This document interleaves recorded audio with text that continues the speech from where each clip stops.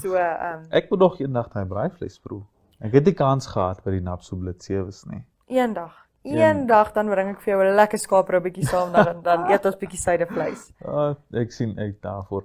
Nou, ek hoor fluisters van dan jy iewers gaan môre na 'n nuwe plek toe uitstap.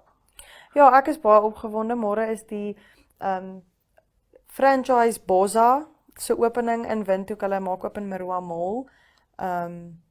Ja, ek gaan bietjie soontoe gaan kyk waaroor dit gaan kyk of dit soos wat die jong klomp sê worth the hype is. Ek is baie opgewonde, bietjie lekker te gaan eet en net iets nuuts te gaan ervaar en net ek hou van kos, ek hou van restaurante, jy weet.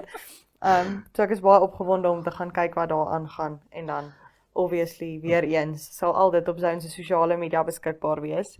En dan ons een kollega Abigail het 'n program What's Cooking. Hulle gaan saam met ons so julle kan baie daarvan op What's Cooking se sosiale media ook verwag, maar ons is baie opgewonde om bietjie te gaan kyk wat by Boza aangaan en waaroor dit gaan. Nou, moenie vergeet om 'n paar vir Blitsfokus ook op te sit nie. Natuurlik.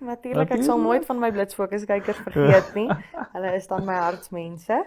Maar ja. Nou, jy wat sê die jonges, is jy nie self jonk nie?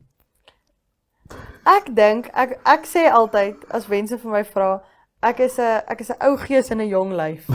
Ek is jonk van jare en Oud van siel. Oud van siel. Jonk van gees ook. Ek is nog steeds baie aan die gang en aktief en so ek sou nie sê noodwendig, maar jonk van gees, jonk van lyf, maar oud van siel.